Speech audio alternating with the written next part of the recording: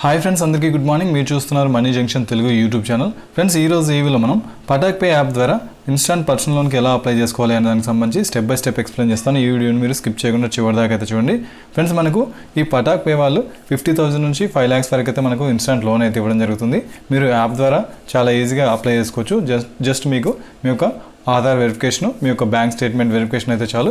ఈ రెండు డీటెయిల్స్ ఇస్తే మీరు ఈ పటాక్ పే ద్వారా లోన్కి అయితే అప్లై చేసుకోవచ్చు. సో ఎలా అప్లై చేసుకోవాలనేది ఇప్పుడు నేను స్టెప్ బై స్టెప్ ఎక్స్ప్లెయిన్ చేస్తాను. ఈ వీడియో మీరు స్కిప్ చేయకుండా చివరి దాకా అయితే చూడండి. ఫ్రెండ్స్, ఇంకా మన ఛానల్ ఎవరైనా సబ్స్క్రైబ్ చేసుకోవాలంటే సబ్స్క్రైబ్ చేసుకొని పక్కన బెల్ ఐకాన్ క్లిక్ చేస్తే మన ఛానల్ వచ్చే కొత్త వీడియోస్ మీకు ఎప్పటికప్పుడు నోటిఫికేషన్ రూపంలో వస్తూ ఉంటాయి. ఈ వీడియోకి ఒక లైక్ అయితే చేయండి, ఎందుకంటే మీరు చేసే లైక్ అనేది మాకు కొంచెం సపోర్టివ్గా ఎంకరేజ్మెంట్గా ఉంటుంది. Thank you friends. ఇక టాపిక్లోకి వెళ్దాం. ఫ్రెండ్స్, మీరు పటాక్ పే యాప్ ద్వారా మీరు ఇన్స్టాంట్ లోన్కి అప్లై చేసుకోవాలంటే ఫస్ట్ మీరు ఈ యాప్ని అయితే ఇన్స్టాల్ చేసుకోవాల్సి ఉంటుంది.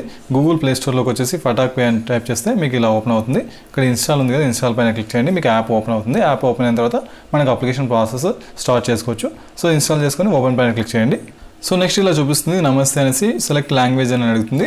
సో మీరు ఇంగ్లీష్ కావాలంటే ఇంగ్లీష్, లేదంటే తెలుగు కావాలంటే తెలుగు సెలెక్ట్ చేసుకోవచ్చు. సో ఇక్కడ చూడండి, మనకి బెనిఫిట్స్ ఆఫ్ ద పటాక్ పే అనేసి apply online instant loan using KYC details అనేసి ఇక్కడ చూపిస్తుంది. 1,000 రూపీస్ నుంచి 2 lakhs వరకు అయితే మనకు లోన్కి అప్లై చేసుకోవచ్చు. ఇక్కడ వడ్డీ రేట్లు కూడా మనకి 12% నుంచి 35.95% వరకు ఉంటుంది ఫర్ యానము. తర్వాత టెన్యూర్ వచ్చేసి 3 months నుంచి 24 months ఉంటుంది. ఈ వడ్డీ రేట్ అనేది పర్సన్ టు పర్సన్ మారుతూ ఉంటుంది. సో మీరు సెలెక్ట్ చేసుకున్న అమౌంట్ని బట్టి, టెన్యూర్ని బట్టి, తర్వాత మీరు క్రెడిట్ హిస్టరీని బేస్ చేసుకొని మీ వడ్డీ ఉంటుందన్నమాట. సో ఇక్కడ కంటిన్యూ పైన క్లిక్ చేయండి. ఇక్కడ కొన్ని పర్మిషన్స్ అయితే అడుగుతుంది. లొకేషన్ పర్మిషన్ కావచ్చు, మ్యాండేటరీ పర్మిషన్స్ అనమాట, ఫోన్ పర్మిషన్స్ ఇవి.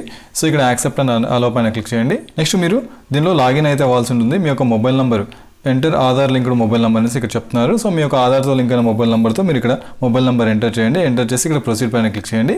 నెక్స్ట్ మనకి ఇలా ఓపెన్ అవుతుంది. Tell us about yourself అనేసి ఇక్కడ మీ యొక్క ఫస్ట్ నేమ్, మీ యొక్క లాస్ట్ నేమ్ ఎంటర్ చేయాలి. పాన్ కార్డులో ఎలా ఉంటే అలా, అవాయిడ్ మిస్ మ్యాచ్ అంటే పాన్ కార్డులు ఎలా ఉంటే అలా ఎంటర్ చేయమని అడుగుతున్నారు. తర్వాత రెఫరల్ కోడ్ ఏమైనా ఉంటే ఆప్షనల్ అనమాట. ఇది రెఫరల్ కోడ్ ఉంటే ఎంటర్ చేయొచ్చు, లేదనుకుంటే అదిలా వదిలేయచ్చు. ఇక్కడ ఈ డీటెయిల్స్ ఎంటర్ చేసి ఇక్కడ కంటిన్యూ పైన క్లిక్ చేయండి. నెక్స్ట్ ఇక్కడ మీ యొక్క ఎంప్లాయ్మెంట్ టైప్ అయితే సెలెక్ట్ చేసుకోవాల్సి ఉంటుంది.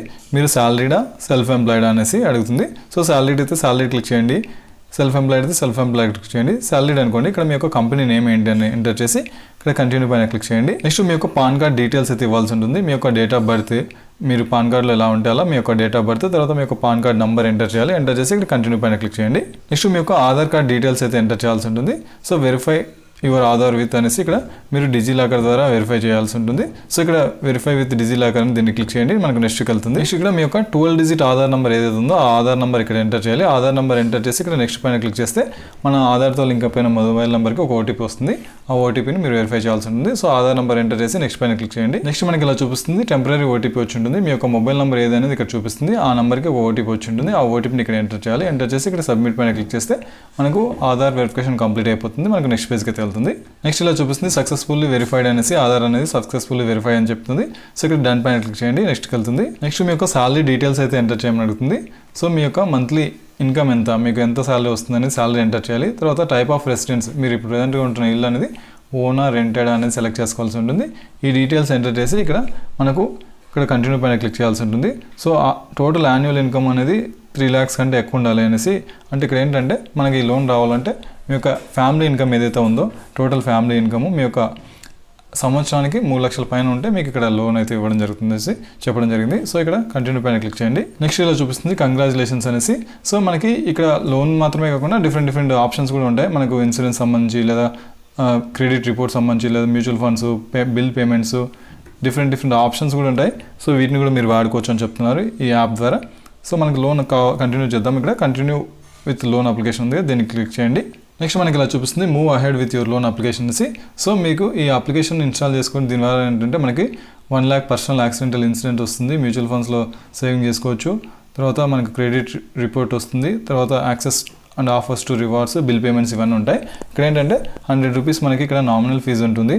సో అడ్మినిస్ట్రేషన్ ఫీజు కావచ్చు, డాక్యుమెంటేషన్ ఛార్జెస్ కావచ్చు, లీగల్ అసెస్మెంట్ కావచ్చు, ఇన్సూరెన్స్, ట్యాక్సెస్ ఇవన్నీ కలిపి మనకు కొంత ఫీజు అయితే ఉంటుంది.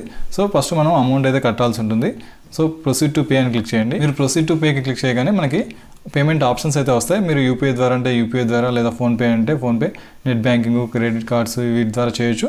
సో మీరు దేని ద్వారా చేయాలనుకుంటున్న దాని ద్వారా చేసి సెలెక్ట్ చేసుకొని ఇక్కడ కంటిన్యూ పైన క్లిక్ చేస్తే మనకు పేమెంట్ అనేది కంప్లీట్ అవుతుంది. పేమెంట్ కంప్లీట్ చేసిన తర్వాత మళ్ళీ నెక్స్ట్ మనకు పేజ్కి అయితే వస్తుంది. సో మీరు పేమెంట్ చేసిన తర్వాత మనకి ఇలా చూపిస్తుంది పేమెంట్ సక్సెస్ఫుల్ అనేసి. సో పేమెంట్ సక్సెస్ఫుల్ అయిన తర్వాత మనకు నెక్స్ట్కి వెళ్తుంది. Next add few more details అనేసి ఇక్కడ మనకి అడుగుతుంది. సో మీ యొక్క ఈమెయిల్ ఐడి ఎంటర్ చేయాలి, తర్వాత మీ యొక్క నామినీ డీటెయిల్స్ ఎంటర్ చేయాల్సి ఉంటుంది.